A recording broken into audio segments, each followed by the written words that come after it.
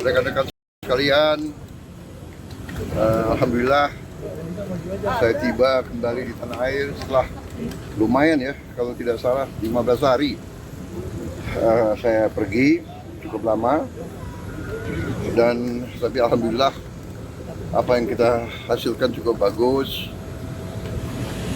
Saya hadir di BRICS di Rio de Janeiro, kemudian sebelumnya saya kunjungan kenegaraan ke Arab Saudi, ketemu pimpinan Arab Saudi, Putra Mahkota, Perdana Menteri dan pimpinannya sangat bagus, hasilnya produktif. Anda sendiri dengar pengumuman mereka ya, bukan pengumuman kita, pengumuman mereka. Mereka juga menilai sangat berhasil. Banyak kemajuan yang kita capai di beberapa bidang. Mereka tingkatkan investasi di Indonesia. Kemudian saya juga membahas, saya mengajukan bahwa Indonesia ingin membangun perkampungan haji yang permanen di situ. Secara prinsip mereka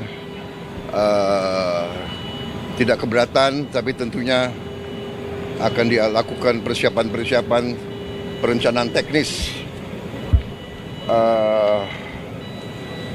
Saya sudah diberitahu rencana-rencananya, mudah-mudahan lancar. Di beberapa bidang kita juga sangat erat kerjasama dengan Arab Saudi, dengan negara-negara saudara-saudara kita di Timur Tengah,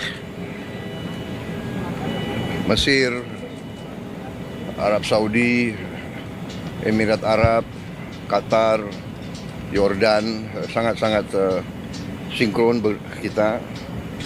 Kemudian BRICS tentunya kita juga diterima sebagai anggota. Sesudah itu saya kunjungan resmi ke Republik Federasi Brazil ya, diterima Presiden Lula dengan baik.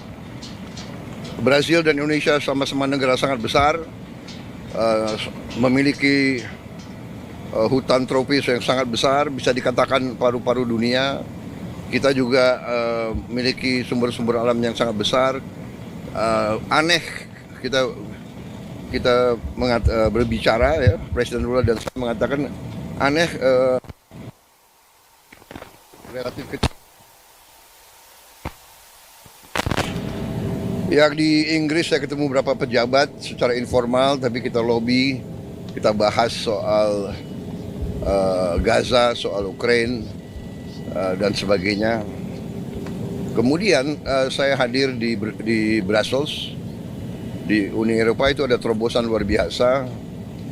Setelah 10 tahun perundingan alot, akhirnya kita mencapai kesepakatan Indonesia dan Uni Eropa akan masuk ke dalam apa yang disebut CEPA, Comprehensive Economic Partnership Agreement, yang itu sama dengan Free Trade Agreement.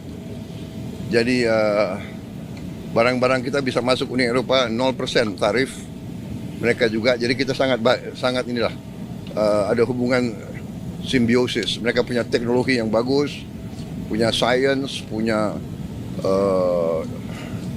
dana keuangan, kita punya mineral, kita punya komoditas, kita punya pasar. Jadi ini simbiosis. Habis itu saya ke Prancis. Kita diberi kehormatan bisa memimpin defile Hari Nasional Prancis. Ini sesuatu yang baru pertama kali dalam sejarah suatu negara dari Asia memimpin defile di Prancis. Kehormatan besar. Mereka memandang kita negara yang sangat penting. Saya lakukan juga pembicaraan lama dengan Presiden Macron, membahas banyak masalah, juga cukup sangat produktif. Dan habis itu saya mampir di Belarus, di Minsk. Belarus butuh banyak komunitas dari kita, dan kita juga membahas sama mereka, karena kita butuh untuk pupuk, potash dan sebagainya. Jadi habis itu langsung kembali ke sini. Ya, oh ya, saya bicara dengan Presiden Donald Trump. Ya, alhamdulillah juga penundingan alot akhirnya ada kesepakatan. Kita juga akan istilahnya kita memahami kepentingan mereka memahami kepentingan kita, dan kita sepakati sekarang kalau nggak salah ya tarifnya dari 32 diturunkan jadi 19. Ya, saya tetap saya katakan beliau ini seorang negosiator yang cukup keras juga gitu. Ya, saya kira itu dari saya. Apakah Indonesia melihat itu secara Pak? Pak, respon 19% bagaimana Pak bagi pemerintah Pak? Kenapa? Boeing gitu-gitu kalau Presiden Trump bilang. Iya, memang kita kan perlu untuk membesarkan Garuda. Ya, Garuda adalah kebanggaan kita. Garuda adalah flag carrier nasional. Garuda lahir dalam perang kemerdekaan kita. Jadi Garuda harus menjadi lambang Indonesia. Kita bertekad, saya bertekad untuk membesarkan Garuda, dan untuk itu ya kita butuh pesawat-pesawat baru ya, dan saya kira nggak ada masalah karena kita butuh. Mereka ingin jual pesawat Boeing juga cukup bagus. Kita juga tetap dari Airbus ya. Jadi akhirnya terjadi apa ya? Pertemuan dua kepentingan. Kita juga butuh, sebagai contoh, kita masih import BBM, kita masih import gas, kita masih perlu import gandum, kita masih perlu import kedelai dan sebagainya. Jadi akhirnya kita bisa dapat suatu titik pertemuan. Pak, tapi apa akan dinegosiasi lagi nggak Pak? Dari defisit gimana Pak? Ya, kita terus akan namanya hubungan dagang itu terus-menerus kita negosiasi ya. Ada rencana kunjungan ke sana Pak? Kemana? Ke Amerika? Beliau katakan mungkin sekitar September Oktober. Ya. Bapak ke sana Tapi saya agak ngeri kalau diajak main golf. Kenapa? Golf saya jelek sekali. Saya harus les privat golf. Pak, Dulu bagus, sekarang udah nggak bisa lagi. Ya. Pak, hasil pertemuan Oke. ini apakah akan bagi Indonesia apakah tetap akan menguntungkan dalam jangka panjang Pak, mengingat kita membebaskan membebaskan pajak Amerika 0% gitu Pak? Semua sudah kita hitung, semua kita berunding ya. Kita juga memikirkan yang penting bagi saya adalah rakyat saya.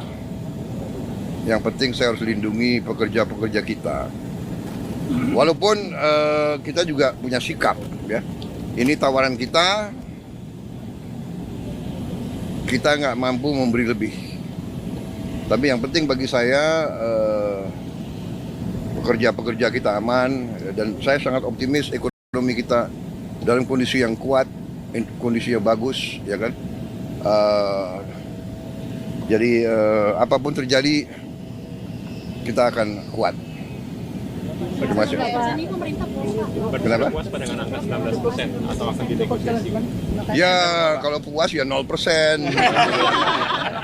Oke.